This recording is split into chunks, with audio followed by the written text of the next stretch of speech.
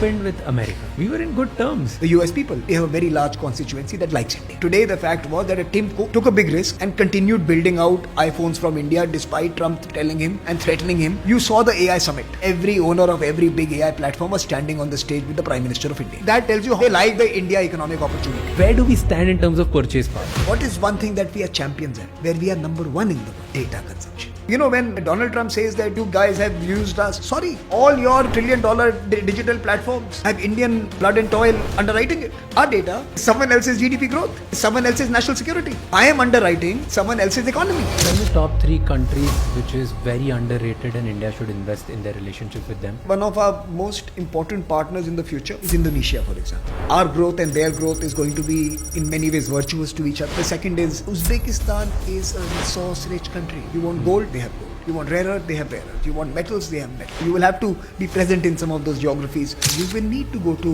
Russia if you need to be catering to your gluttonous hunger for resources. Do you really believe that we have created far more influence in the world than China? No, Chinese have more influence than the US and EU put together. They are a breakout nation as far as economic influence is concerned. China is an economic superpower. What India already has that China doesn't? मेरे से ना Germans ने ये पूछा है. Look, Chinese has all the German auto manufacturers, but all your bank documents and data is in India. That is what we have that China doesn't. Trust. We are adding $400 billion to our GDP every year. At 4% of global GDP, we contribute 17% to global growth. If you look at the Chinese growth story, China contributes close to 30% of global growth. But out of that 30%, 20% is their own growth. Their contribution to global growth is far less than ours, despite being 6 times than us. What specifically 3 things we need to get right in order to become the developed or the goal to achieve 2047? Pehli revolution. Number 2. And the third is... What is one thing that we do right, but as an Indian or majority of Indians, we don't give ourselves enough credit for?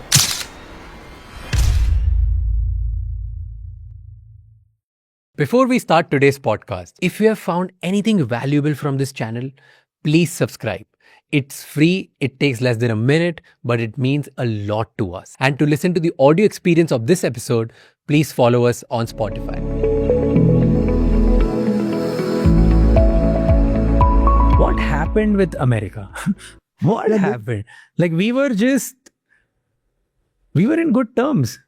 Or are we still in good? I don't know. It's like dicey in my head. So let me first start with the top line and then I'll come back to the top line. The top line is that in the 1970s, say the Nixon era, we had a hostile White House, we had a hostile state, and we had a agnostic population. People didn't care. I mean, some liked yoga, some liked Hare Krishna. You know, they had these groups that were focused on some elements of Indian spirituality and Indian traditions, but they were largely agnostic. It doesn't matter. They didn't care. Yeah. They didn't care. State hated us and the White House hated us. 2026, I think we have a state that continues to engage with us. So we still have military exercises. We continue to have our defense transactions. We continue to do our big deals. We do our space, quantum. The wheels are turning. We have a hostile White House. We have to be honest about it. We've never had a president so blatantly woo the Pakistanis ever since Nixon and so blatantly disregard Indian interests. I'm calling us hellhole for no random things. Right. So, look, let's be very clear. So, it is a hostile White House, right? The state is not hostile. The state continues to engage with us in the way it was even 5 years ago. And kudos to the Prime Minister's office and the Ministry of External Affairs and Trade Ministry and others who are keeping the wheels turning even as we experience a hostile White House. And the people, the US people, at least we have a very large constituency that likes India. The positive is that we build the people to people. Really? Do they like us? And I'll come back to you. I'll come back to why I'm saying this. A large constituency, I said. I didn't say all of them. A large constituency which was not there in the 70s and 80s. Today, the fact was that Tim Cook took a big risk and continued building out iPhones from India despite Trump telling him and threatening him that he's going to, go after him. He took that big call. You saw the AI summit. Just a few weeks ago, every owner of every big AI platform was standing on the stage with the Prime Minister of India. If that was not liking India, what about it? And why do they like us? It's not because they like, my music or my spicy food. They like the India economic opportunity. power, sheer economic power. That खुद ही को कर बुलंद potential. इतना कि क्या कहते हैं, हर तकबीर के पहले खुदा बंदे से पूछे कि बता तेरी रजा क्या है. वो तो शत्रुघ्न सिन्हा मूवी है, so Vishwanath, right? No, I am saying the fact is in certain areas where we have done well, we've been able to build a constituency of those who are betting on us. Digital and tech happens to be one part of it. And of course, we can quibble about how we are proceeding, and that's a different story. And it's something that is entirely debatable, and we should discuss whether we are getting it right in terms of our AI policies and everything else. But the fact is that if there were top 5 countries that are exciting when it comes to this particular sector, we are clearly one of them. Therefore, when you had the AI summit, you had more folks with more money in India than you had in France or any other edition before that. In India, people turned up. Despite our traffic and despite our traffic management, people are still standing there. Boss, that tells you how much you love them. Right? How much they love the India opportunity. Yeah. Not anything else, the India opportunity. So I think one way of thinking about it is that we have a hostile White House. We have a state that continues to engage in areas of convergence, and we have a sizable population that is invested in your future. Which is far better than 1975, and which is kudos to some of the things we may have done in the intervening period, right? So particularly since. So that's one way of, a headline way of looking at it. A more cynical way of looking, which I was one that I communicated to those sitting in San Diego, and I think as Indians who have the mic, we must continue to let them know this. I think it is our job to speak truth to people who we believe we share a future with, and I think the Americans we do share a future with. And I told them, I said, look, I think what really happened was that for the first time, Americans also agreed on an arranged marriage system. India and America had an arranged marriage, and we were told by those who were asking us to get married that शादी कर लो, आगे प्यार हो जाएगा. Somewhere along the way प्यार हो जाएगा. 20 years hence, प्यार नहीं हुआ. Donald Trump's presidency establishes that didn't happen. Or at least the spark was not sufficient to prevent it being jeopardized by Donald Trump. And in the next renewal of vows, let us spark some, passion there. And let's think about how do we take this forward. So I think what Donald Trump has told us, at the very least, is that all relationships are fragile, including the transatlantic one, because he's also, dousing that relationship with the inflammables and torching it. But the fact is that what it tells us is that we need to build sustainable equities in each other. And I think we need some big, hairy, audacious, grand projects. The civil nuclear agreement was meant to be that. And because that did not happen, this arranged marriage didn't work. That arranged marriage was based on that big civil nuclear agreement and how we would build a common energy future together. That never happened. The spark never happened. The passion never ignited. The love marriage failed. Or the arranged marriage failed. The love didn't happen, right? So I think now we have to, if when we do the renewal of vows post-Trump, I think next 2 years we hold the line. I think that's what it is. Do you think it's terrible? Like it's gonna continue being terrible? चलेगा यार 2 साल. They're trying I don't understand. Sometimes they try a lot, sometimes they don't. See, my problem is this. He will be highly transactional at the best and highly unpredictable as a norm, right? Now, my view is that a country that is growing at 7, 8, 9%, that has aspirations to build out for its people in a certain strategic manner, should you be at the whims of an individual like him? Or should you hold the line, ride it out, and start new with the next presidency? In my view, I think he is going to be a liability both to the Republicans and to the Democrats. And any proximity with him is not going to be to the benefit of anyone. That time is over. Now it is a diminishing returns in terms of building a relationship with him. I think it's a waste of time building a relationship with him. Now 2 years have gone. The midterms are coming. Let's wait for the results, and let's now plan for the next presidency, both Democrat and Republicans. Let's reach out to the next generation of leaders that are going to come. And then 2029 is going to be an exciting time because both old Republicans and old Democrats are gone. We're going to see a new leadership emerge. And India should hugely invest. I think we sometimes were too lazy. We wanted them to come to us. I think अब हमें शायद समझ आया कि गरज हमारी है कि the need is ours. We have to grow to $10 trillion. We need to sometimes also exert ourselves. And with Americans, I think we need to be far more ambitious in reaching out to all of those constituencies, because we want to make sure that we are not surprised by a Trump presidency again. Trump 2.0 does not happen again in the next 25, 30 years till we reach Viksit Bharat. After that, we don't care. How do we do that? Exactly by what I'm saying. We have to be, America is not DC. Right? How many of us knew about the turning point and those other, before the terrible incident that happened? Right? How many of us knew about it? Even now, most people will not know about it. But my point is, we have to be present in all of those 50 states. This year, we have ORF America. We launched it a few years ago. So we have a 501c3 organization in the US. And this year, we are going to be doing a big technology conference in Florida. We are going to be doing India Day in Chicago. And we are going to be doing end of the year day in San Francisco, besides our DC presence. We must be doing 50 states in a year. I'm also going to Hawaii this year, again in October. So my point is, we must invest in reaching out to a much wider section of Americans than we normally do. I think we have to go to the states. We have to understand the Congress matters. We have to, how many of us actually give any serious credence to the senators and the congressmen in that particular country? We don't. So we should. And we need to engage with them. We need to explain to them. We need to tell the India story to them. And by the way, some of us much smaller neighbors do that pretty well. Yeah.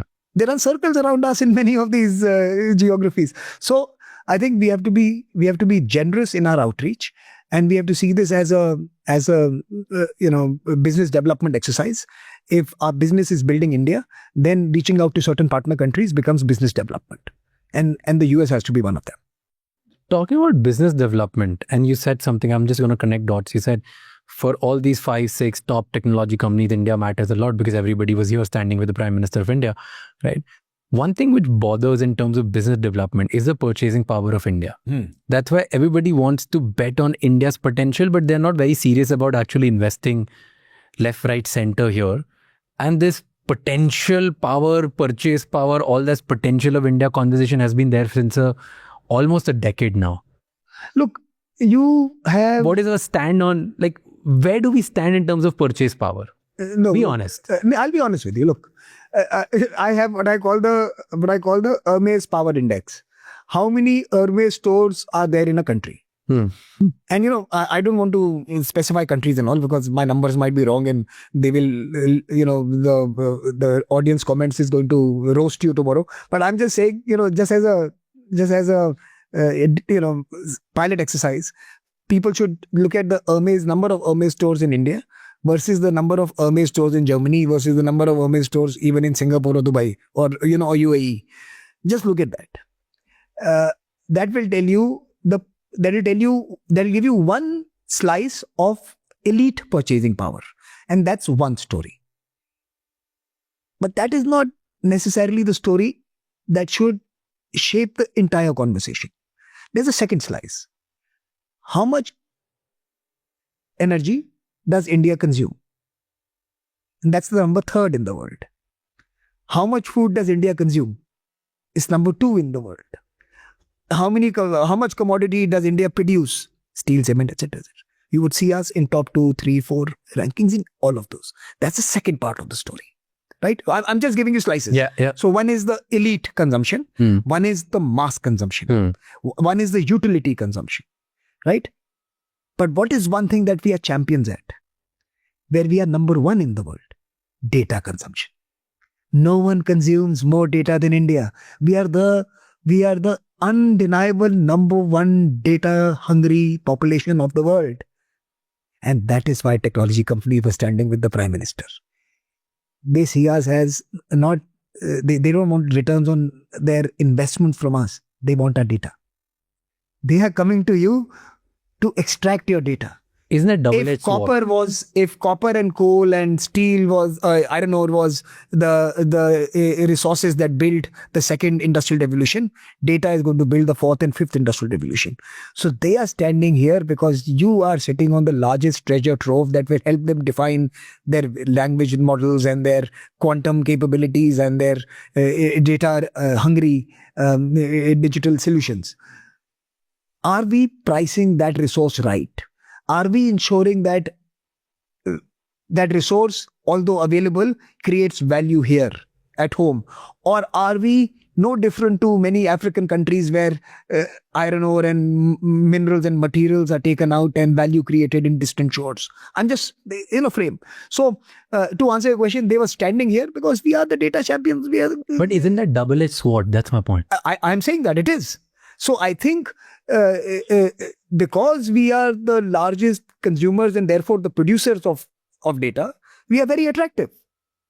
The double-edged sword is that our data is someone else's bottom line, is someone else's GDP growth, is someone else's national security. I am underwriting someone else's economy. When Donald Trump says that you guys have used us, sorry, all your $1 trillion digital platforms have Indian, blood and toil underwriting it. And have we taxed you for it? Have we sought a share of profit in most of the resource sectors, you have a production sharing contract where X amount of money has to be given to the geography or the owner of the geography. We should. So, for example, so I'm saying that the India's attraction is certainly its market, not in necessarily the Hermes variety or market, but in this new age economy shaping resource availability, which is data. We are big because our markets produce data and consume data, and that is why we are attractive, and that's undeniable. And they're not looking you to give them, for example, in your own business, your viewership, Indian viewership will get you hardly any royalty from YouTube. Your American viewership will get you 5x, 7x, 10x of the royalty, right? I'm just giving you the price point. Yeah. But the fact is that they love you not because of your price of viewer. They love you because of the amount of data you are producing, which is more than anywhere else in the world. China has banned them. So where is the competition? They don't operate in China. So we are by miles. I mean, let me put it this way. I'll tell you something. Biopharma. Let's take the biotech and the medical and the health sector. Chinese are going to, in the next 2 to 3 years, outstrip any Western innovation. They're already doing that. They're miles ahead. Why? They have the size. Without us, they can't do it. And we should not allow them to do it. Unless we get a full economic return on our being able to share our capabilities. So I think... why can't they do it? They don't have the same kind of data diversity and depth. How can they compete? End of the day, you have to realize that the Chinese are going to outmuscle all of them. Size matters. Robert Heinlein, a famous science fiction author, once said that in the universe, many forces do many battles. One always wins, gravity. And gravity is about size. And size matters. And we must be cognizant of this. We must price it and value it. We have become too generous in sharing it. बहुत ज़्यादा generous हो गए. Maybe. You have a point. Yeah. So look, it is a double-edged sword. But in Silicon Valley, they call us DAO farms. Daily active user farms. Because every 10 million users in India, a rise bump gives them a stock market rise in probably NASDAQ because a lot of people quote it as significant added new users, not as India specific users. And then that gives them a good bump. But that's mostly us. Yeah. So for example, I'm just giving for example, let's say X platform has 100 million users. Next year, in their annual general meeting, they'll post that now they have 140 million users. Those 40 million users would be from India. They're not paying, they're nothing. But NASDAQ will value them differently, that last year this platform was 100 million, today they're at 140 million, so they're growing. And that every user, probably they're not making money here, but that stock market price. No, gives but them the insane valuation high. they are getting is the dollar valuation for an Indian user. Indian user. And exactly. they're paying the Indian viewer a tenth of what they pay an American viewer. Yes. So they are actually gaining twice. Yeah. So the cost arbitrage between valuation versus what they spend here is insane. That's a very interesting point. That they benefit from American valuation and they pay the Indian wages in some sense. That's the So they increase their value based on dollars. That's like an expat salary in India. Earning $1 salary and living in India. Okay. I think that's a fair point. No, so coming back to the US, I think we need to engage more, invest more, build more bridges, link more states to our states. Para-diplomacy, sub-national diplomacy, sub-sovereign diplomacy has to be strengthened. Next time around, we need to be sure that we don't allow surprises like this to happen. We should not have middleman from one of our neighboring countries run away with the American presidency. We should not allow that to happen. Now, how can we not allow that? That's on him. Because we should have enough of those there to prevent that from happening. We should have the better offer on the table for whoever is going to be the next president. We should be the first comer. I don't think we should allow. Like I said, just by sheer size and the influence that we hold today, we can't go there and bow down, just like our neighboring country. You don't have to bow down. Yeah. You don't have to bow down. That's why they're always going to win in front of a powerful, let's say, a president who enjoys that kind of power. We can't do that ever. No. See, we can't bow down and do that. So no matter what we do, we won't be able to compete with that kind of muscle, because that muscle is just surrender. We can't surrender. Raj, number one, I think a very important point. And I think that these are two distinct streams of consciousness. One, I am very happy and satisfied with the fact that we have decided to hold the line. Exactly. That's one stream of consciousness. The second is being there to do the deal. It's not bowing down. My point here is that would it be better for us if we would know the KYC, what we do, know your customer much in advance. And that's what I'm advocating. I'm not asking for compromising on either our sense of self, our directions, our strategic aspirations. No, I think that should be absolutely a given in our political decision making. And by the way, that's another something that we can take satisfaction from. That irrespective of the government of the day in India, from 1947 till today, India has largely been able to do that. Across prime ministers and across political parties, we have not compromised on our essential national interest. And by the way, they've also remained unchanged. Our politics and our noise and our politics can keep changing, but the core of India's proposition to the world and what it seeks from the world has remained largely within a very narrow band of political design, and that must not be changed. However, we must know our customer, and all I'm saying is that we must not allow someone else to do that deal, and we must be standing there before that happens. And in that sense, we must engage, invest, and sustain relationships across the political spectrum, whether it is in the big countries like the US, but also in the neighborhood like in Bangladesh. I was telling someone that it's right we defended Sheikh Hasina. Perhaps what we missed out on, that we had not invested in the opposition party as well. In our neighborhood, we must engage with everyone. We must support those in charge, and those who are against it must also have a relationship with us.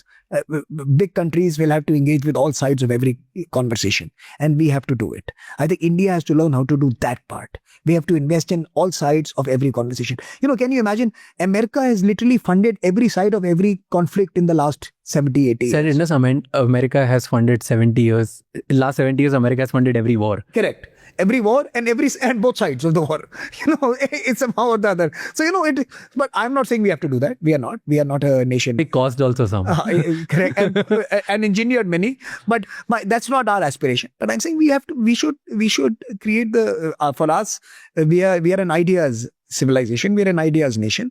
We must have conversations with everyone. We must engage with everyone. And by the way, I think one of our success stories has been those conversations. The naysayers were predicting a decline or a death of our relationship with Sri Lanka, with Maldives, with Bangladesh. Nothing like that happens, boss. Right? We are folks who are good at conversations. That's a strength, by the way. किसी ने मेरे से पूछा कि आप सारी दुनिया में कॉन्फ्रेंसेस होस्ट कर रहे हैं, बुडापेस्ट डायलॉग और येरेवान डायलॉग और जकार्ता फ्यूचर्स फोरम और केप टाउन कॉन्वर्सेशंस, आप हर जगह कॉन्फ्रेंसेस डाल रहे हैं. मैंने कहा देखिए, Chinese are good at infrastructure, they are building infrastructure. Indians are good at conversation, we should be building conferences. Everywhere Chinese have big economic interests, we should create a policy dialogue and complicate and make those people more aware of what they are entering into by signing on to the BRI or any other project. So we must do what we are good at, creating dialogue around questions which are important for people. And that's what we have done as a think tank. We have gone all around the world to get people to start participating in conversations that will allow them to make rational decisions. I always tell the world that please make a rational choice. India is your rational choice. If we can get you to that place where you will choose rationally, we are your choice. But tell me, does it help? Does the dialogue help, or always the economic power overtakes the dialogue? Always the economic power overtakes the dialogue, Then? without doubt. But dialogue with economic power is absolutely, the winner. So if you can have the dialogue and have an economic offer alongside it, it's crazily successful. And I'll tell you what, go to. But today we don't have that. I'll give you one sector example. Look at if you have your phone with you, go to mosip.io, mosip.io, and it'll tell you. I mean, I don't know the exact number now. I haven't looked it up, but it'll tell you around 200 odd million people around the world are using some form of the India stack, digital ID, etc. 200 million odd, 20 odd countries, 11 national rollouts, 47 partner countries, etc., etc. Large number of people are the India finance stack that we built, right? The UPI, the digital Aadhaar ID, the Aadhaar, the digital ID. So they are using these open source solutions that we have created, right? We have built out, and people are embracing it, using it. We have an economic proposition alongside the conversation. So a conversation which allows us to become relatable, which allows us to become trustworthy, which allows us to become someone they can rely on, alongside a economic proposition such as a stack, could be some other thing, could be infrastructure, could be bridges, could be. By the way, we are competing in Africa. We have cars in Africa. We have two-wheelers in Africa. If you look at who is competing with telecom, we have telecommunication networks in Africa. If you look at the African continent, who is giving China a run for the money? It's not the European Union or the Americans, it's the Indians. So the point is, we have the Cape Town conversations. I have the Kigali Global Dialogue. I have conversations in Morocco, my cyber and technology conversations. Look, I'm not saying it's because of these, but I'm saying it makes us relatable as people. They can pinch us and see we are real, right? It makes us real. And now once you become real, and once you have a real offer on the economic offer, the deal is good. Everyone wants choices. When America was the only game in town, none of us was comfortable. When China is the only game in town, no one is comfortable. People want more games in town. And you have to realize that today, when I have mentioned this a few times, that we are adding $400 billion to our GDP every year. Look, what does that really mean? It means we are adding 17% to global growth. At 4% of global GDP, we contribute 17% to global growth. What does that mean? It means when I grow as an individual or as an Indian, and as India grows, the world grows.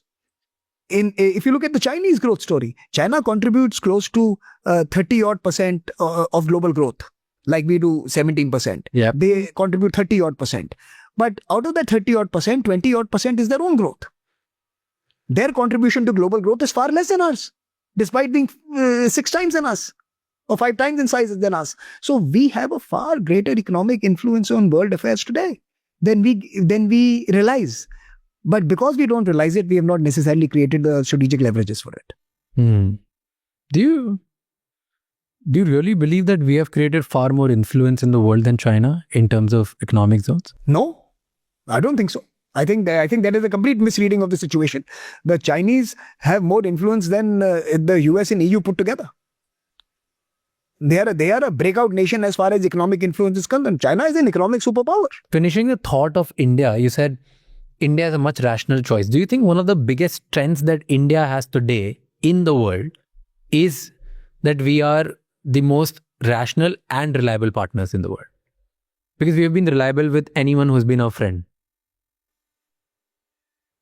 I think India over time, and again, I think here we should certainly look at both periods, from our past to our present, from our pre-colonial period to our post-colonial reality. I think two stories become very, very apparent. One, we have been a global trading and economic hub through time, over millennia. We are the progenitors. We are the founders of globalization as the world knows it. It was the monsoons that allowed movement across the land masses from Europe to India, from the courts of Rome to the bazaars of Cochin. You could have those connections courtesy the magic of monsoons. And this is how globalization began. Yeah. So one story is apparent, that we have always been a center of global economic and trade and globalization itself. And we have always played an important role in spawning favorable and equitable and sustainable trading relations. We must assume the world, therefore, is betting on India assuming a more important role. And therefore, when we announce IMEC and other connectivity projects, which are challenged for different reasons today, the world is excited. They don't have the same apprehensions that they had around BRI. When the Chinese say we are building a BRI, there is like apprehension. When India says we are doing an IMEC, everyone wants to sign on to the IMEC, right? The Europeans, every European country wants to sign on to the IMEC. Please land in Italy, please come to Greece, please come to France. That was not the case when the Chinese announced the BRI, right? So there's a big difference. So that is one. The story is apparent that because of our history and because of our economic and trading role, engagement with India has a certain coherence, has a certain resonance in various quarters, right? The second, I think, that we must understand is that you do not see political expansionism as part of India's tool ever. People trust us because we've never colonized anyone. We have never waged war to promote ideology or ideas, or to promote economic benefits or zero-sum mercantilist endeavors. We haven't done that. Our 5,000-year history would probably have, barring a few incidents, would never see India in that role. Yeah. Very few geographies who have survived for so long with such a large cohort of humanity can claim that. And this is the second trust factor, that we are not politically expansive. We are economically vibrant. We are politically non-expansive. And I think that's a very important point. Now, having done this, if we come to our last 80 years, since independence, you're right. We have stood by folks who have been our friends, including the most recent incident. We have stood by UAE, we have stood by Israel. And by the way, we have taken a very balanced approach even on Iran. We have not signed on to the American dotted line. So it's a very, it's a loaded question that you've asked me, but my answer would be on balance. We are one of the few countries the world can trust, and therefore, in a dialogue like Raisina, we have the Israel foreign minister speak at night, and next morning we have the foreign minister from Iran come and give their point of view. So we can have Taiwan and China, Iran and Israel, and of course Russia and Ukraine in the same room. We can have Blinken come on stage at 10 a.m. and Lavrov come on that same stage at 11 a.m. And we can have we have that ability to convene the world and have conversations with folks, because we don't play games, right? We are building our future. What do you think is the biggest problem हमारी अभी at this point? See, but my view on India becoming a superpower is has little to do with America or China, and most to do with itself. Okay. I think when we talk about a free trade agreement, for example, with New Zealand or with Middle East or EU or say even with a comprehensive partnership with America that's underway. My fundamental question is, does India have a free trade agreement with itself? We are 34 odd countries, right? Have we signed an agreement with ourselves? Are we a common economic zone? Are we a common market? Right? The GST has taken us a very long distance in becoming one. Infrastructure that we are building at 30 kilometers a day of highways and roads and ports and terminals is moving us there. But the first big free trade agreement India needs to sign is with itself. When every small enterprise in India can benefit from 1.4 billion Indians, only then will that free trade agreement be achieved. क्यों नहीं हो पा रहा है? नहीं, वो simple यही है कि we have, the fact is the invisibilization of India's MSMEs. Could be the textile sector, could be the small auto parts sectors, could be engineering sectors. The fact is that we have only now, in the last post-digital India, say 2016, post-2016, it's only now that we are beginning to visibilize the largest part of India that was in the subterranean imagination of Indians.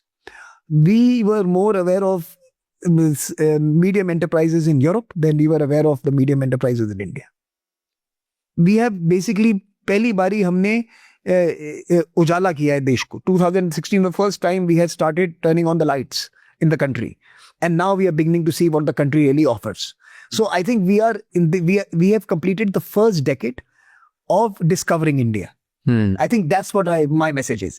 That सिर्फ 10 साल हुए कि हम हर Indian को एक Indian बना पाए हैं by giving them an ID and a presence in our thinking, and we have been able to start visibilizing a small SME farmers and various other actors in India. So India's journey is complex. So I think India's superpower, Viksit Bharat, or and superpower could be multiple ways, and we'll discuss that. But India's journey to 2047 is a journey to India doing the free trade agreement with itself, investing in itself, educating itself, caring for itself, ensuring itself, and unleashing itself. That is India's journey to Viksit Bharat. And when it unleashes itself, its sheer size makes it a superpower. Anytime even in our most modest avatars of the 50s or 60s, when India has unleashed itself, it has changed the way the world has responded to a particular issue. For example, India, at a time when it depended on all sorts of support from all sorts of actors in the 1940s, 50s, 60s, when we were a real poor country, and when the USSR and USA were shaping the world into their orbits, it was India and a few of its friends who stood up and created the third way, the non-aligned movement, the Bandung Conference, the G77. And we were able to ensure that neither of the two parties could run away with the world. We created an additionality. Our sheer size allows us to do that. India should not worry about being a superpower. That we are. 17% of humanity is not only superpower, we are superstars also. But that is not the point. What kind of a superpower are we is what we need to work on. Are we a superpower with only veto capabilities, which means if we don't do something, climate change will happen. If we don't do some other wrong thing. So do we want to be a negative veto superpower, or do we want to be a superpower that can create positive change? Can we build something? Are we an oppositional superpower that without our consent you can do nothing? Or are we a propositional superpower? We want to build a colony in Mars. We want to build outer space program. We want to build a tech program. We want to build a quantum program. Are we a propositional superpower, or are we an oppositional superpower? I think that's the question we need to answer. We can become the head of the global trade union today and no one can win. No one can shout louder than us, right? If we decide that our superpowerdom is being in the global opposition, let's be the global opposition. Do you understand what I'm saying? I get it. But so in order to become a prepositional superpower where we are actually building something, one very important factor is input. Input either in the form of raw material or in the form of money, which is external dollars.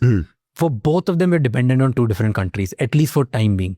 Right? So for example, unless we get external capital, for example, funds or dollars in the country, which is, let's say, America's giving it to the world because they are the economic hub of the world.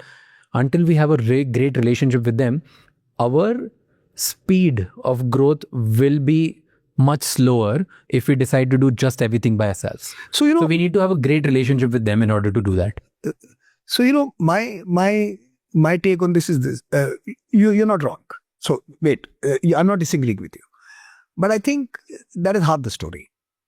Here is my take. If you look at the numbers, this year, I was reading a report that we could be hitting close to 90 or $95 billion of FDI. I'm sure that on an average over the last 10 years, we would have probably received remittances of $150 billion, which is more than the FDI, right? If you add up the total stock of investments from USA and Europe into India versus the total build out in India over the last 70 years, international investments have been minimal. India has invested in itself. If you look at sectors specifically, let's look at climate, right? We talk about green sectors. We talk about green energy, solar energy, one of the big success stories in the last 10 years. 85% of climate finance has never left its home. International climate finance does not come to distant geographies. India's climate revolution, the green revolution, is happening on India's own accords. Right? Our surpluses, our reserves, our investable capital is investing in India's green future. Of course, it is catalyzed, sustained, supported by international investments. So international investments are the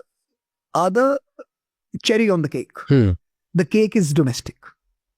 So I'm not saying we should not be looking at cream and cheese. We should seek it. Like you said, it'll give you a bump up of a few basis points on your growth story. So if you're growing normally at 6.5 to 7%, through domestic endeavors, you could get a 0.5% bump up if international people participate. But here is the story. The minute you make India a investable story, Indians start investing in their own story, international funds will flow. They are looking for additionality. They're looking for optionality. In 2008, there was one country that was $4 trillion and had $2,600 per capita income. In the next 10 years, that country was to become the preferred trading partner for over 100 countries. It was in the middle of that journey of 10 years, it bailed out Greece and some European countries as well. And of course, acquired their ports and infrastructure in those countries as well. It built the BRI, right? That country from $4 trillion and $2,600 per capita in the next 10 years was to become a global superpower just on sheer economic terms. This is India's second. We are at $4 trillion and $2,600 per capita income. And if we play the game right, we are adding a South Africa to our GDP every year today. When people say, is Vietnam an opportunity? India should say we add a Vietnam to our GDP every year. Come in and look for that Vietnam here. That is our story. But for that to be sellable, India must invest in itself. I think our big challenge is to get our private sector to invest in the India story. Most of the big investment that are happening are on infrastructure through, public funds. We need to get private funds, private capital coming in. We need, we need the animal spirit of 100 Ambanis and Adanis investing into the country. हमारा दूसरा होता है, we don't celebrate these investors. We like to always cast shadows on their contribution. So we have to actually rethink what we want to do with ourselves. I'm quite intrigued that you believe that if India starts investing in itself, around the world, people will start investing in itself. So we should not be worried about international relations much, should we? No. Don't get me wrong. I think it is absolutely an imperative for us to engage with the important geographies, but to engage with the not so important geographies very intimately now. And I'll explain to you. Let me give you one example. Who would have thought that sitting today, nearly a third of Indian homes would have cooking oil supplied from Argentina? Right? Shocking, but it's true. Now, imagine that same country who's supplying our cooking oil to us on the one end of the spectrum is also going to be a country that is going to be catering to our lithium needs for our EV transformations. Because Kabil, one of the Indian public sector undertakings, has exploration licenses for lithium mines in Argentina. I think one of the MOUs is already signed. A couple of others are being signed. And India is going to be acquiring significant acreage overseas to bring lithium or lithium-derived products back home. So I think it's now certainly, who would have thought that Argentina should be a priority country for India's foreign policy? Now, guess what? From your food to your energy, that country is going to be defining it. And you cannot ignore these countries. You can't ignore Latin America because, when 17% of humanity is seeking all sorts of inputs, from food to energy to resources to cultural inputs and products, you have to engage with all the world. It's not just the US or again, let's go back to the China story. preferred trading partner for 100+ countries in the first decade of its transformation. China was not focusing just on the US. Its BRI was a project to link the Indo. See, I always joke and tell people, Indo-Pacific ki baatein US karta hai. US talks about the Indo-Pacific. China has actually built it. China was the architect of the Indo-Pacific. It is the single biggest beneficiary of the Indo-Pacific. It is the most important actor in the Indo-Pacific. The rest only talk about it. Chinese invest in it. They have actually built ports. They've built interests. They have built industry. They have built economic, relationships, equities in much of these attractions. Not only the Indo-Pacific, they've also, Russia used to talk about Eurasia, right? Chinese have actually made it happen. There are trains that stop in Vienna from China. In the previous century, if you had 1,000 Chinese getting off a train station in Vienna, it would be called an invasion. Today, it is, integration. So in some sense, the Chinese have also connected the Eurasian, geographies like no other person before Genghis Khan tried to do. Since Genghis Khan has tried to do. So in some sense, look, they are connecting the waters, they are connecting the lands, and they have understood that the responsibility for globalization of tomorrow is no longer Western. It is Eastern, and China is bearing the burden of that globalization by not only engaging but also investing. India has to not only engage and explore but also invest and commit. And I think that is the India story over the next 10 years. How much can we commit to the world which is far away, because that world will shape everything near and close to us. Tell me top 3 countries which is very underrated and India should invest in their relationships with them from purely strategic economic point of view. Look, I would argue that one of our most important partners in the future, which is quite at the margins in our imagination, is Indonesia, for example. For me, it's shocking. Andaman and Nicobar is closer to Indonesia than to Delhi. It's true that, it's literally a maritime neighbor. We share the most important passage in global politics, which is the Malacca Strait. In some sense, we are sitting on top of it, and they are they're part owners of that particular strait. Now, look, that country, so big, rising quickly, large population, we are linked at the hips. Our growth and their growth is going to be in many ways virtuous to each other. They have already become as big, if not bigger, than our bilateral trade with UK and Germany in some sense. And yet in our imaginations as common Indians, we talk about UK and Germany, we talk about France and Italy. We don't talk about the country that's already so big and such a proximate neighbor. For example, I think we have to think about these kind of geographies. Again, we have forgotten Central Asia. Now it's since you mentioned 3, so one is Indonesia. Is clearly ASEAN, and Indonesia stands out. The second is obviously, I would say, Central Asia, which I think is absolutely barren and virgin tract as far Which as specific country in Central Asia? No, look, let's take 2 of them, right? Let's take the 2 big ones. For example, the smaller ones we have engaged with because they were tactically important for us, for Afghanistan and others. But I'm now talking about from a comprehensive engagement. So, clearly Astana and, Almaty, Astana in Kazakhstan and Uzbekistan, huge. Look, Uzbekistan is a resource-rich country. You want gold? They have gold. You want rare earth? They have rare earth. You want metals? They have metals. You want all sorts of resources and inputs? They have that. My point is that the lesson from the China and even the more recent, the older Japanese growth stories have been that you will need to invest in geographies that cater to your strategic imperatives.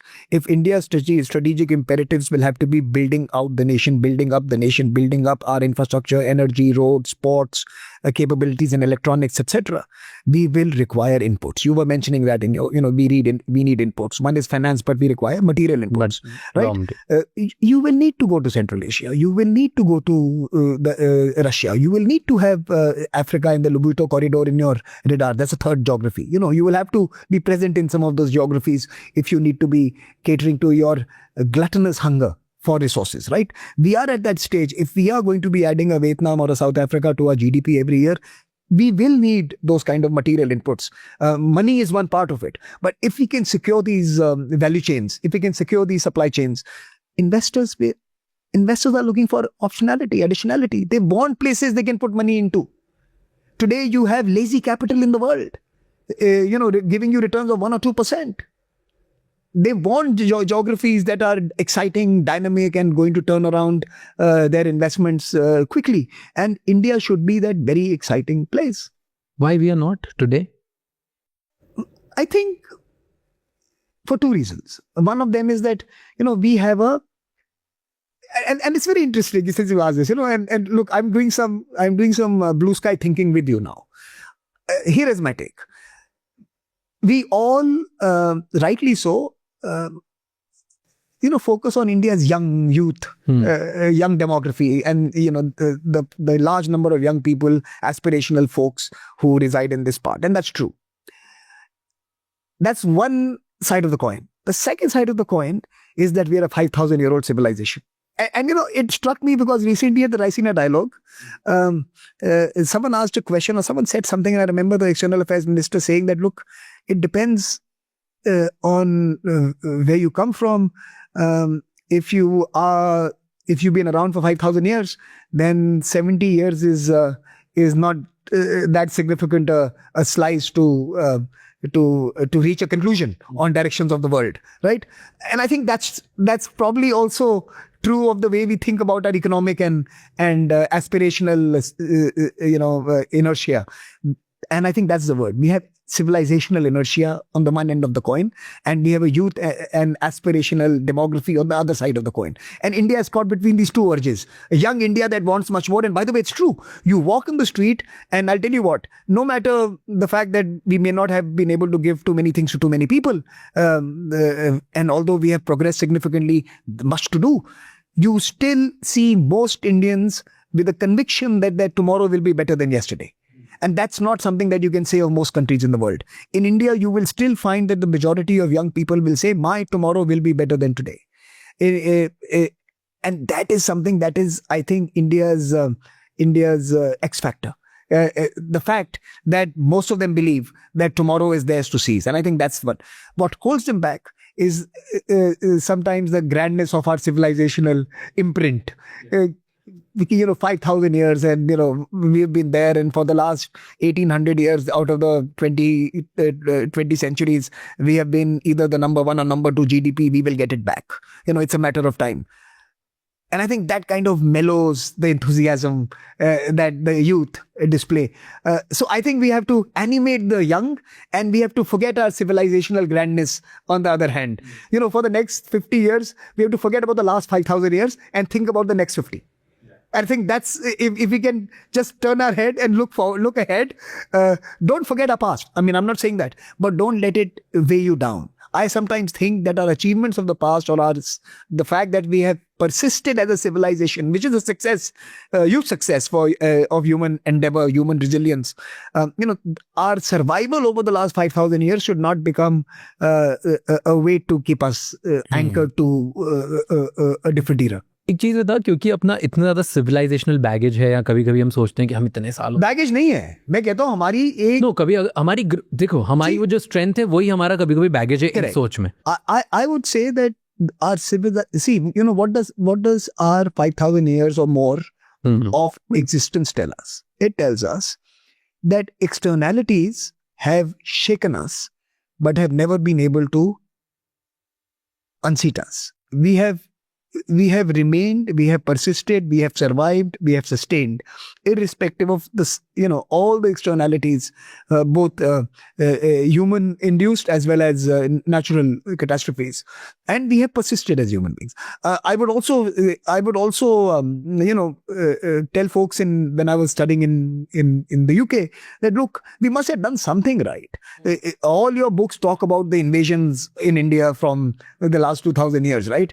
But look, my religion remains, my customs remain, my traditions remain, my food remains, everything remains. How did it survive if we did not win some battles, if we did not win certain arguments, if we did not score certain debates in our favor? We must have done some things right to have been able to sustain ourselves over all this time, irrespective of what your books talk about us. If you read your books, we have been destroyed 20 times over, and yet 1.4 billion of us remain. So कुछ तो हुआ होगा. बहुत कुछ हुआ होगा. So I think हमारी civilization को dismiss नहीं करना चाहिए. बिल्कुल. I think it must in fact become the foundation of us looking ahead. Now we don't have to look back. Our forefathers have given us the luxury of not looking back. They are looking after our back. We have the luxury of just looking ahead. We don't have to build a history. We are born with it. Most countries are building their histories. You know, you go to most Western geographies, this is a heritage home, 80 years old. The home you are recording it is 80 years old. You know, my point I'm trying to tell you is that in a different country, you would say we are in a heritage basement. But we are not, right? So my point here is that we have been given, our legacy empowers us to look ahead because our ancestors have built our past and have safeguarded it. True. And I think that's what we have to be thinking about. You know where you come from. And I think that's why folks like you and many other storytellers in India who are producing content today. And I say that India must become the content subcontinent. We must become the content creators for the world. You know, we must animate people's imagination using the stories of our forefathers. And my book, Geotechnography, was actually in many ways connected to, sorry, I've taken you on a different tangent, but I think the civilization part is important in a digital time when podcasts have replaced the under the banyan tree conversations, right? Because these are important today now. So, that book came from a very simple, moment that I had with myself on a flight coming back home from Munich to Delhi. And I suddenly was thinking, when I was growing up, my mother had 3 of us in 4 years. So she was always mothering. She had no time to be someone who would be able to spend hours with each one of us, right? She was always firefighting. 3 kids, same age, literally look after them, एक को जुकाम हुआ, फिर दूसरे को शुरू हुआ, फिर तीसरे को हुआ, फिर पेरेंट्स को हुआ, फिर दादी और दादा को हुआ, और फिर 1 महीना एक बुखार का मतलब था 1 महीना. 1 month the house was unwell, then 1 month का respite, and then it used to come back again, right? So she was the nurse and the caregiver and the asha worker all rolled into one when we were growing up, right? Now, who brought me up? My grandparents, my dadi. My Pandit ji used to be the cook in our kitchen. They used to tell me stories. उनने मुझे रामायण पढ़ी, उनने मुझे महाभारत पढ़ी, उनने मुझे गीता की सीख सिखाई. दशहरा उनके साथ मनाते थे, रामलीला उनके साथ देखते थे. या चाहे कबीर हो, चाहे कोई हमारे लखनऊ के जो हास्य कवि सम्मेलन हुए, इन सब की जो एक्सपोजर थी, to know about their existence was courtesy these elders in my family, right? So they told me the stories, but understand what they did. When they were telling me the stories, they told me the stories of bravery of our heroes, Prithviraj Chauhan. When I was in Nagpur for 3 years, my father was in a transferable job. I was told the stories of Shivaji. So I spent my formative years, 3rd, 4th, 5th, 2nd, 3rd, 4th in Nagpur, and Shivaji Maharaj was my hero. So I heard stories of my hero, of bravery. I heard stories of cowardice, of treachery. I heard stories of romance and celebrating, epics of friendships and all sorts of, tales about cuisines and cultures and customs and costumes. And these stories may have seemed to be stories, but they were actually coding me. They were coding the operating system of who I am. They were giving me the ability to decide what is. They were programming this LLM. Okay, they were programming me that ये ठीक है, ये गलत है, ये सही है, ये करना चाहिए, ये नहीं करना चाहिए. Be safe, be careful, be adventurous, be generous, be thoughtful. Right? These were the operating system inputs. But all of these inputs were linked to the land I was in. Yeah. Prithviraj Chauhan, Shivaji. I have heard the stories of Aurangzeb and Akbar. I've heard the stories of Prithviraj Chauhan, and I've heard the story of Maharana Pratap. It was up to me to decide right, wrong, good, bad, ugly, but they were the inputs on basis of which I was shaping my understanding of life and where I should be in life, right? Now, I was thinking that if I was born in India today, who would tell me these stories? We will. Exactly. And who is we now? Reels, TikTok, the YouTube shorts, right? And if India is not telling the stories on these mediums, then where is my locality? I am now being subjected to, as a young person, stories from distant geographies, which have nothing to do with the heroes of the land I was born in, those who betrayed this land, the stories of this land of floods, of monsoons, of the springs, of the beautiful flowers and fields, right? So today, the stories that program a human are no longer necessarily restricted to the locality that they were born to. They may not even be related to the locality. It is not surprising for me that today people in this country have less response to what's happening in Bangladesh and more response to what's happening in Palestine. I'm not saying that you should not respond to that. Don't get me wrong. But I'm saying that you should also respond to this. But no one is telling you the stories of what happened to in that part of the world, how much India sacrificed for its liberation, what happened in the journeys since 1971. If that story is not told enough, repeated multiple times, made relatable to so many people, they will not realize how much investment we have in the future of the geography. We will still find ourselves drawn more to the Palestinian cause rather than to the Bangladeshi future. And I think that is why what you are doing, telling the stories of our past, telling the stories of our future, discussing our present becomes absolutely a strategic imperative. We are today living between two worlds. I always say this. We live in a pin code, but we are also on an IP address. Those who are watching us are watching it through an IP address. Our lives are caught between the distance between that IP address and the pin code. Nice. So unless the IP address starts relating to the pin code, we are creating dysfunctional citizenship. People don't know what are they, where do they belong, who they are, and therefore what should be their principal purpose in life. True. And I think that is what is missing today. Now, that is what our civilization gives us. And I think those must be converted into stories, and those must empower us to look ahead.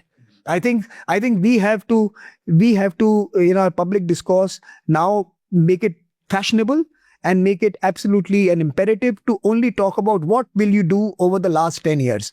I don't want you to tell me what you've learned from our last 2000 years, but I want to know, based on that, what is the next 10 years of action plan for you. And by the way, that is why I am a big fan of this 2047 Viksit Bharat plan, because I think one of the lessons that you can think about learn from China is that long view that they took. I think India needs that long view. हमने अपने आप को 5-year plan में डाल के condemn कर दिया, क्योंकि हमने 5-year plan और election cycle को same कर दिया. तो 5-year plan was to win the next election. That was the 5-year plan. 2047 means that I have already removed the current leadership of the political system from the fold. So I am already looking beyond the current generation. So it is no longer about sustaining one man's or one party's or one cohort's interest. That is what is remarkable about what the Prime Minister has done, that he has put India's transformation far beyond his longevity. And I think that is remarkable. That is what must be chased. True. One thing just struck me. It's like what you and I do and like we here do is probably the same thing in just different manners, because we say that internally, we joke about it, that our main purpose and main job is to take India's civilizational stack and give it to the world. That's how it's like, forget about our finance stack and UPI stack and stuff like that, which we're already giving, but civilizational stack is our power. And if we are very focused and determined and collaborate with people like you and all over the world, we will, with the sheer power of content and numbers, we will be able to give India soft power a seat at the world table. I agree. And once we do that, then our civilizational stories and our lessons and our things will actually get a global platform to go out and have their own ways and pieces all around the world. So we are trying to do that. Our mission is absolutely just bang on. Tell me, what India already has that China doesn't? मैं simple answer बताता हूं. मेरे से ना Germans ने ये पूछा है एक बारी कि same question. Look, I think one way to answer that question would be to say that Chinese has all the German auto manufacturers, but Deutsche Bank is in Bombay. All your outsourcing and business processing hub and all your bank documents and data is in India. That is what we have that China doesn't trust. Nice. I gave this answer to the Germans, that your cars are in China, but your data is within India. ये फर्क है दोनों में. I said, you decide. What is the difference? ये answer. Now, is that sufficient? No. Can I feed myself on trust? No. So alongside trust, I have to build an economic proposition. And that is the India challenge. That as we move to Viksit Bharat, how do we become the green capital of the world? How do we ensure that the newfound momentum in sand to silica, our solar manufacturing, becomes so compelling that the wave of green transitions in Africa and Latin America are powered by India and not by China? How can we ensure that the digitization and the technology transitions that are taking place in the next 7 billion of humankind are powered by India and not by China? I think that's the India question. That trust with tech and with green transitions is the India offering. That is the India story. When you say Viksit Bharat, it is a green Bharat, it is a tech Bharat, and it is a Bharat that has created price points that are relatable and relevant for Africa and Latin America and other parts of Asia. That is the India story. What specifically 3 things we need to get right in order to become the developed or the goal to achieve by the time we're 100 years old? By 2047. Pehli revolution, the human revolution. Never before in the world have such a large number of young people wanted to spend so much money to acquire some degree, some knowledge, some skill, some competence. Everywhere else in the world, governments have to find ways of getting people to come to school and colleges. यहाँ पे तो social culturally लोग invest करते हैं. Households spend money in private tuitions and private schools and private education. Nowhere in the world is such a large part of household expenditure devoted to education like in India. We have a knowledge revolution, a very quiet knowledge revolution happening. We're not sensing it. Our problem is that buyer exists who wants to buy knowledge. Market product doesn't exist. That is going to make them. So get our education system right, get our product right, get our product side of the education chain right, and you can create 1 billion champions that are going to take you there. That's the first revolution. Okay. Pinpoint enough? Yeah. Okay. Absolute. Yeah. Number 2, the energy revolution, right? Please understand what we have to do. 10 years ago, as you walk down to the suburbs of Delhi, or maybe 15 years ago, I've grown quite old, so I have to now I have to go deep into my past. But look at 15 years ago, if you walked near Chhattarpur or the outskirts of Delhi or Bombay or any big city. I've lived in Bombay for 7 years, 8 years. Right, any big city, you would see women carry firewood on their head. That would be their fuel for cooking as well as for heating and different purposes, right? Now, more recently, post the scheme to give cooking gas clean, the clean fuels and the clean stoves, etc. You see once in a month women carry the cylinders that they get 1 cylinder a month, I think, or more. I mean, I'm not sure about so please check that. Don't believe me. But you see them carrying. Even more recently, you see women carrying solar lamps, and they become solar mamas, and they are now running solar workshops and solar enterprises, right? We have seen this. My problem is not this progression. I love this progression from wood to gas to solar. My problem is it is still the woman carrying energy. I want the woman to be riding on energy, not being provider of energy. We have to break this unfair relationship between carbohydrate and hydrocarbon.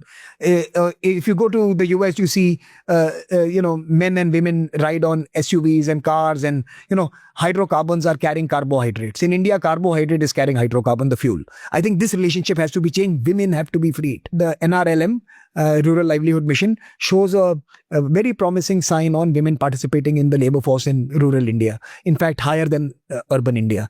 And I think one of the reasons why it is happening is because we are freeing women from the shackles of providers of energy and utility to the house. Earlier, they were supposed to go and collect water and the firewood and care for the home and everything else. I think they have to break this vicious cycle of energy and humans and free the humans to produce value. Imagine India firing on both its cylinders. Imagine we are being able to catalyze our economic leadership that half of our country has been denied because they were being, slotted into provisional roles in some sense. So I think that is the second one.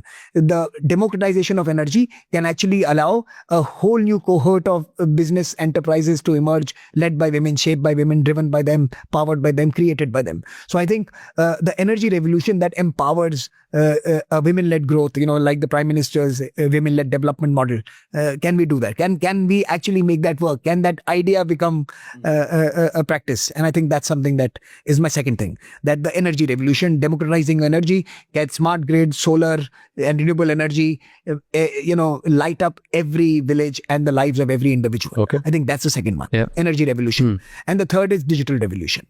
And I think this, and I'm not really talking about YouTube consumption or the number of GBs we use, our data GBs. But I'm really talking about what does it mean for the next generation of opportunities. For example, can these digital IDs and digital activities allow us to produce greater participation in our financial markets? Yes, it is happening. Our assets under management are growing faster post-Digital India than they were before Digital India. It is because now a larger number of folks have become part of the financial ecosystem, from loans to even exotic mutual funds and insurances. Today, we are able to offer financial products to a much wider number of people than we could. Earlier, it was just the formal economy, right? The formal, which are barely 10%. Today, we can go to a much larger. But can we see this be ramped up? And can we onboard people to economic mainstream, from housing loans to many other activities that we took for granted, living in houses which had a PIN code, right? So can the IP address empower those without a PIN code? And I think that's the digital revolution I'm talking about. Can digital revolution do to the Indians like what it has done in terms of giving them a national ID? Earlier passport or a ration card was the essential element to feel like an Indian, right? Today your Aadhaar is enough, right? Can that also be your financial passport? Can that be your economic passport? And I think that's the third revolution. What is one thing that we do right, but as an Indian or majority of Indians, we don't give ourselves enough credit for? Elections, yaar. Are you kidding me? We don't give credit for elections. Yeah, we always crib about elections. No, we always have a grouse. But the fact is, I think we have done remarkably well as a very vibrant political ecosystem. We must not lose it. We must celebrate again the diversity and the difference of opinions and the different directions that our political entities want to take us towards. It's good. But I think our politics is one of our biggest success stories. And we must zealously guard it. We must defend it. Do you really believe so? Of course. Look, not the system. I was. But what the outcome it has created. No. I was speaking to some of my colleagues and acquaintances from the Congress party. Quite a few times a year, we take multi-party delegations to different parts of the world. All parties participate at the Raisina Dialogue. So I have the opportunity to talk to them on a few occasions. And I was telling the Congress party that, you must realize, I told them, I said, do you realize that the democratic ecosystem of India allows every element of our demographics to aspire for the top seat in this country? Our Prime Minister is from a small Western Indian state who won from a Hindi heartland seat in Uttar Pradesh. And then, was chosen as the Prime Minister of this country. This is democracy. A Gujarati winning from Uttar Pradesh, sitting in New Delhi. Narasimha Rao. I mean, just think about it. That your democracy, do you think there are too many places in the world where this kind of diversity of participation for the top office is possible? No doubt. It's very interesting. I'm not saying we are the only one. I don't want to say we are an exception. I'm not saying that. Don't get me wrong. But it is remarkable that we have seen such, diversity of participation for the top job. The top job should be available. That is the point I'm saying. Baki sab nahi. Baki sab is lip service. Baki sab lip service. Top job ki baat karte hain. That is democratic success. And why do you think we don't appreciate it enough? I'll tell you why. Very simple. How many of us spend time in telling the stories of this particular event that happens in our lives twice a year or once in 5 years in a big way? Now, because of social media, it looks like it happens every 6 months. Right? It happens every 6 months. But how many of us have done research, produced research papers, look at the dramatic transformation of voters? हमारा क्या होता है? our interest in our election ends on opinion poll day. फिर result आ जाती हैं और फिर हम पॉलिटिक्स में घुस जाते हैं, कि चलो अब राजनीति करते हैं. पर प्रोसेस का हमारा इंटरेस्ट सिर्फ एक दिन होता है, वो ओपिनियन पोल आते हैं और वो all sorts of opinion poll होते हैं. आई थिंक तुक्का बाजारी कहता हूं मैं उसको. हाँ, so it is a totally non scientific evening that takes place, but anyways, that's not the point. At least we celebrate one evening. I think we should be doing this more often. We should be having detailed research papers. Our universities should be commissioning studies.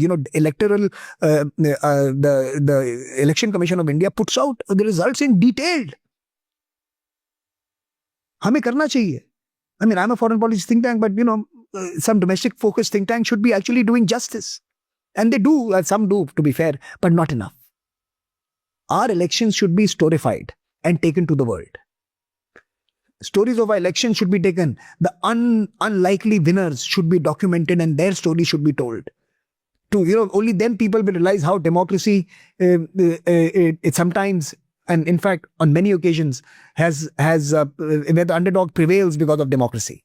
I think that we don't celebrate that enough. Kitne underdogs have been, in many ways, sustained by this democratic architecture, or rather been catalyzed by this democratic architecture. That's an opportunity also for a lot of people who are wanting to step into content. This is a great opportunity to build a content bank around. Correct. Unusual political leaders of India. Correct. Unlikely leader. The unlikely leader. Yeah. And that's democracy. Democracy is about the ordinary. It's not about the extraordinary. Democracy, our democracy works because it is the ordinary that rises. And I think that is what we don't celebrate enough.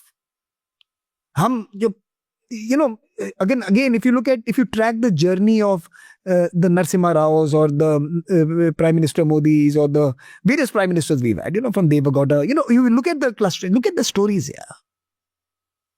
Look at the stories. We judge their performance at office. We are not doing enough service to that journey to that office. And that journey to that office is inspirational for many people. Why do you forget it?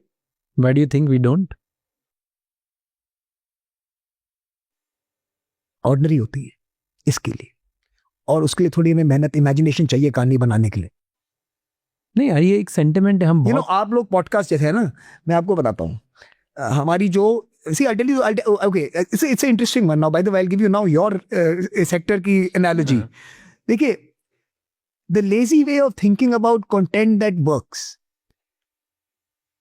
on television. Now I'm talking about television or say the current affairs, general affairs, general turn of the century model. Charismatic anchor. And I'm not looking at bot leaning. Charismatic anchor. 7 postage stamp participants. Very fast-paced debate with no conclusion. A little bit for everyone who is watching to grab onto and take back home. And that was the lazy way of designing a successful 1 hour of channel. That design. Fast-paced, action, emotion, ladai, dhagada, cacophony, noise, entertainment. It was reality TV of a new variety, right? Big Boss on steroids. It was like Big Boss on steroids, right? So our news became Big Boss on steroids, right? Now, what did you guys do? The podcasters. यार तुम तो सुला देते हो boss, बुलाकर 3 घंटा, 2.5 घंटा, 4 घंटा. अच्छा ये समझाइए. अच्छा आपने जीन्स में ना नॉर्मली लोग जिप लगाते हैं, हमने बटन्स क्यों लगाए? अब तो ऐसे सवाल पूछते हैं. यू आस्क द मंडेन कि आप we are the slow ones. हाँ, और 3 घंटा Yeah. आप समझ रहे हैं ना? I get it. That is the difference. That is exactly what needs to now be applied to our political stories and our democracy. I think someone should actually start a podcast on the ordinary, extraordinary leaders of India. And maybe that's the podcast idea that I'm giving to someone who wants to do it. And it's a good content opportunity. It is an opportunity. Book भी चलेगी, podcast भी चलेगा, दोनों चलेंगे. And देखिए, advantage देखिए इसका, आपके पास एक captive viewership है. हर एपिसोड की एक कैप्टिव व्यूअरशिप है. इंडिया में ना हमारे पास एक चीज कमी नहीं है, फैंस की कमी नहीं है. कोई भी नीश पकड़ लो, आपके फैंस मिल जाएंगे. आपका एक बड़ा कैप्टिव ऑडियंस है इसमें. Interesting. Interesting. That's an opportunity. And thank you, Raj, for doing the podcast that you do, and for the 3 hours that you invest in lots of us. Thank you. Thank you so much for actually spending time. It was pleasure talking to you. मजा आया मुझे बहुत. Thank you. Thank you so much. But why don't you do many like online podcasts and stuff? I'm a shy guy. But क्या बोलते हो आप? Like मैं one of the top think tanks in the country, like probably in the world for certain subjects. But I'm personally I'm a shy guy, but my people do it. Yeah, Sushant Sareen तो रोज TV के सामने बैठा रहता है. Harsh Pant writes a lot. We have different people. I'm an institution guy. My job is what you saw. With my 10-12 people, I'm working. Thank you so much for watching this episode till the end. Now you have to do 3 things. Number 1, subscribe to this channel right now. The more you subscribe, the better the guests we will be able to get for you. Number 2, please comment and let us know what did we do wrong and what did we do right. Because the more you give us feedback, the better we will be able to make episodes for you. And number 3, please share this episode with at least one person, because one conversation can change someone's entire life. I'll see you next time. Until then, keep figuring out.